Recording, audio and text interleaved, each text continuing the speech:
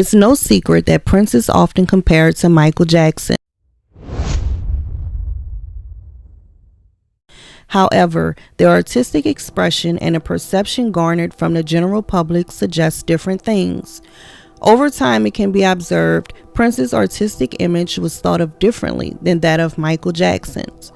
Prince's image was broader, liberal, and expressive, deeming him as different, at least in part by industry standards, while his peers struggled to garner the same reputation. However, things were not always as clear-cut. There was once a rumor that Prince Rogers Nelson was a homosexual, but those rumblings faded into the background. Hey, if you like the content so far, why not consider hitting the bright red subscribe button?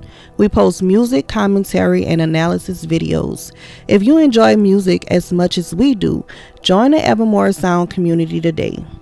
Back in 1983, when a question was posed about whether or not the public thought the late singer was gay, Prince told Musician magazine, quote, "Well, there's something about me. I know that makes people think that.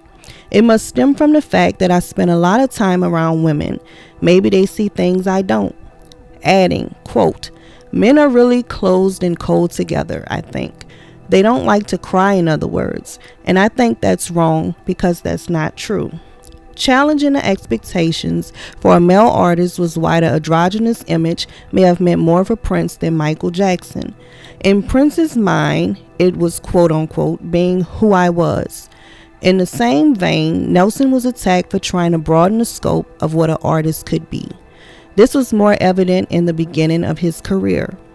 A few years prior, 1981, brought heavy criticism to the forefront of Prince's mind. The idealistic newcomer thought playing to a rock crowd would be an issue. After all, the crowd was filled with ardent white rock and roll fans, only this time it wasn't the music or the groove, it was the band's attire. Leading to the crowd becoming unruly, chanting racist and homophobic epithets at Prince and his band, The Revolution. It became evident from their faces they would not tolerate this new feminized form of rock and roll. At this time, Prince was making a debut in a genre where many fans may have felt an attachment to the standard image they become accustomed to, seeing henceforth he was booed off stage. Over time, Nelson displayed an outward rebellion, deviating away from the music industry's predisposed image of what an artist could be. As Pitchfork puts it, quote, "Prince's pitch shifted. Feminized vocal sound was the wholly logical, yet completely unexpected and surprising extension of his compulsion to dissolve borderlines."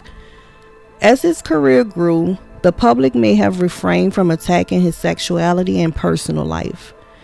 Prince Rogers Nelson was anything, if not brazenly sexual, different from his contemporary.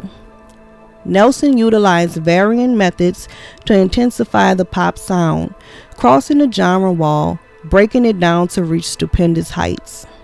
Based on Prince's artistic expression, people seemingly have stopped questioning his sexual orientation. On opposite sides, Michael Jackson was meek and mild, while simultaneously dazzling concert venues with his explosive stage presence. None could argue that the king of pop wasn't a star. Yet Jackson has been plagued by speculations throughout the entirety of his career. Many continue to swirl around his peculiarities as an individual today. While Nelson and Jackson had hints of androgyny in their respective musical images, public speculation lessened on behalf of his sexually provocative discography, something that was more difficult for Michael Jackson, who tried to remain private despite being hounded by the tabloid media. Thus, speculations loomed about his personal life, specifically his sexual orientation. On multiple occasions, Jackson denied being homosexual, but it was increasingly unclear in his artistic expression. The outward display of heterosexuality did not come easy to Michael Jackson. Much of his inward personality was hidden away from prying eyes, especially those in the press. In his memoir, My Friend Michael, Frank DeLeo remembers his friendship with Michael Jackson. Quote, Mindful of our ages, he delicately tried to explain Madonna's invitation to accompany her to her hotel room without resorting to words like seduce. DeLeo continued, quote, "He wasn't gay. He was definitely interested in women, but he was inhibited."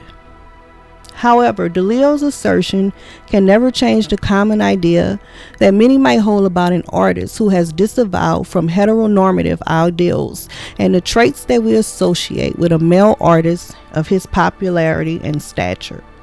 In his book, Dickens and Prince, Hornby states, quote, "Prince was a heterosexual man who loved women, but he was like a member of the sexual civil service. His personal views were his own, and they didn't affect his ability to do what he saw as his job, which was to embody sex on stage and record, and whatever sex was to you was fine by him." Toria Johnson's scholarly article, Johnson writes, "Jackson's disavowal of Joe Jackson and his acknowledgement of 2 cosmetic surgeries, generally socially connotative of the quest to embody feminine beauty ideals, combined with Jackson's techno-masculine performances to suggest both androgyny and asexuality. For instance, videos like Smooth Criminal seemingly offer a vivaciously charged performance from the singer, possibly reinforcing a dominant characteristic for Jackson's more elusive artistic choices. To contrast, some of Prince's music can be seen as sexually charged, using androgyny primarily as a branding technique. Over time, Prince's image has seemingly become gradually more acceptable because it matches his personal life, while Jackson's image has remained aloof, teetering on suspicion. Overall, it can be concluded that Prince and Michael Jackson are 2 talented singers and performers that broke down color barriers that were systemically against their artistic expression, brokering each as revolutionary in their own way. And while both artists were troubled by media speculation and suspicion from general audiences, each brought their own vision to their respective discographies, altering the music industry forever. Thank you for watching today's video from Evermore Sound. As always, it is our sincere hope that you will consider joining our growing community. Disclaimers and further commentary will be located in the description and comment section of today's video. We look forward to chatting with you very soon. We'll see you in the next one.